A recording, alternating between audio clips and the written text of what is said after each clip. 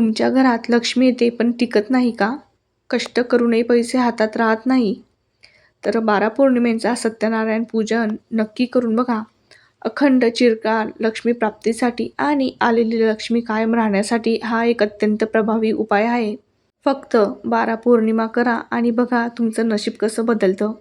हा एक छोटासा उपाय तुमचं आणि माझं आयुष्य बदलू शकतो.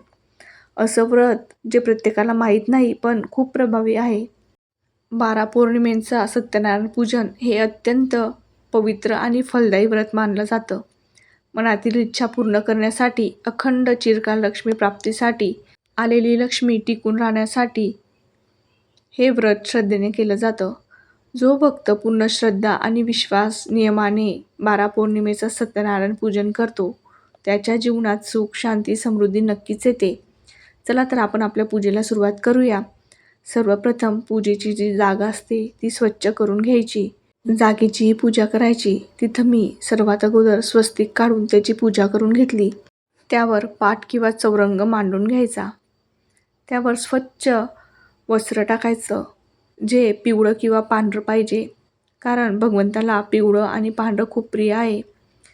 तर मी इथे पिवळं वस्त्र अंथरून घेतलंय. त्यावर तांदुळाचा कलश मांडून घ्यायचा.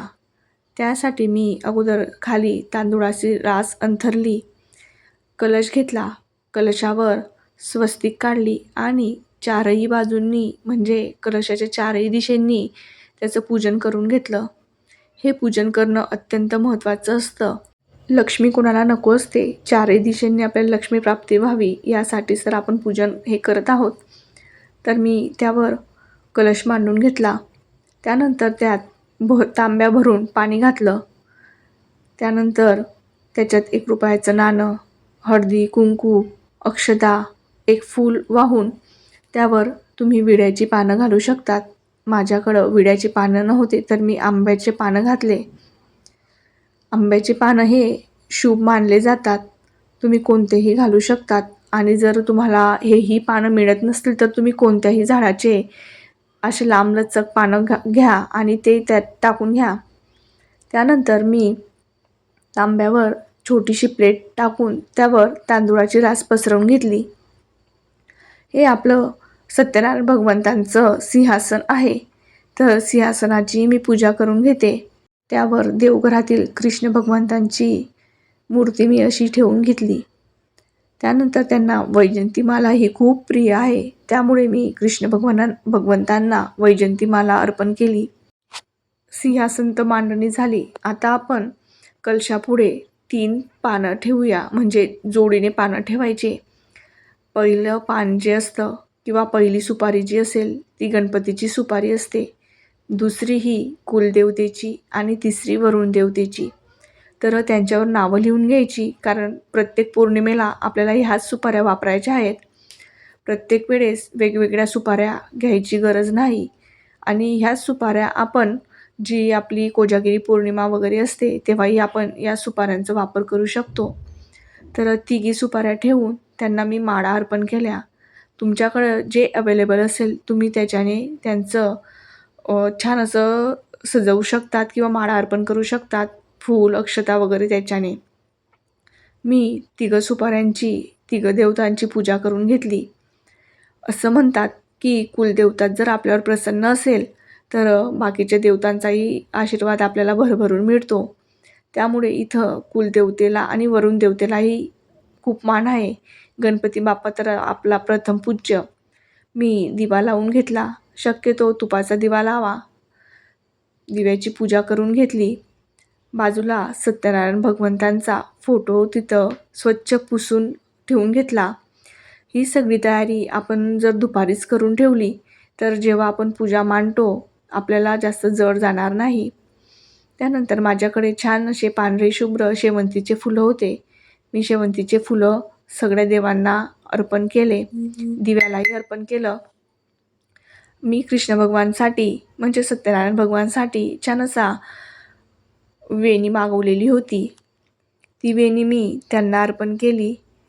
तुम्ही आता बघू शकतात किती सुंदर आणि सुबक अशी मांडणी पण दिसते आणि दिसायलाही आकर्षण वाटतंय. याच्याने आपले देवही प्रसन्न राहतील.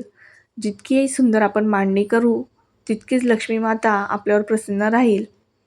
मी छान असे फुलं सगळ्यांना अर्पण केले. त्यानंतर तिघं देवतांना आणि कृष्ण भगवंतांना नैवेद्य अर्पण केला. नैवेद्यात शुद्ध तुपाचा शिरा आणि खालच्या तिघं सुपाऱ्यांना किंवा तिघं देवतांना साखरेचा नैवेद्य दिला. आता सगळ्यात महत्त्वाचं म्हणजे आपल्याला संकल्प सोडून घ्यायचा आहे.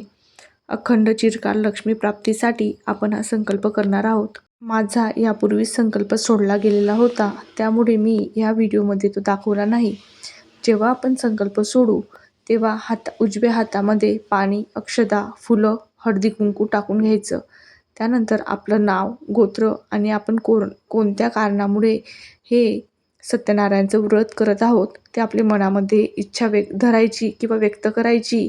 मोठ्याने बोलायचं नाही, मनातल्या मनात धरायची आणि ते पाणी तामणात सोडून द्यायचं. आपला संकल्प पूर्ण होतो. त्यानंतर मी इथे सायंकाळची वेळ होती, तिन्ही सांजेची, म्हणून मी देवांना आणि स्वामींपुढे दिवा लावून घेतला. त्यानंतर नैवेद्य अर्पण करून घेतला. आता नैवेद्य कसं अर्पण करायचं याची संपूर्ण माहिती आपल्याला या पुस्तकात दिलेली आहे. सत्यनारायणचं पुस्तक जे आहे ते आपल्याला जवळच्या स्वामी समर्थ केंद्रात किंवा ऑनलाईनही भेटू शकेल. पुस्तकात तिन्ही देवांची म्हणजे गणपती, कुलदेवता आणि वरुण देवता यांची पूजा कशी करायची, त्यांना नैवेद्य कसा अर्पण करायचा, शालिग्रामांना किंवा आपल्या कृष्ण भगवानांना नैवेद्य कसा अर्पण करायचा, त्यांची पंचोपचार पूजा कशी करायची, ही सर्व माहिती दिलेली आहे. त्यानंतर मी पोथी वाचून घेतली. पोथीमध्ये मोजून फक्त 5 अध्याय असतात. जी मोठी पोथी असते त्यात मोठे अध्याय असतील, पण यात छोटे छोटे 5 अध्याय असतात. मोजून 20 ते 25 मिनिटं लागतात. पोथी वाचून झाल्यानंतर मी आरती करून घेतली. आरती झाल्यानंतर मी देवांनाही आरती दाखवली आणि माझ्या मुलाबाळांनाही दिली. तर आजचा व्हिडिओ तुम्हाला कसा वाटला नक्कीच कमेंटमध्ये सांगा. माझे असेच तुम्हाला व्हिडिओ बघायचे असतील तर तेही कमेंट्समध्ये सांगा. पूजेची मांडणी अशीच जर आकर्षित असेल तर का नाही आपल्याकडे लक्ष्मी आकर्षित होईल, याचाही तुम्ही विचार करा.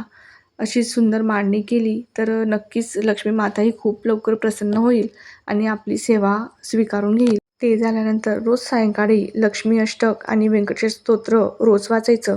त्यामुळे लवकरात लवकर लक्ष्मी माता प्रसन्न होते. चला तर पुन्हा भेटूया नवीन अशाच एका व्हिडिओसोबत. तोपर्यंत बाय बाय. श्री स्वामी समर्थ.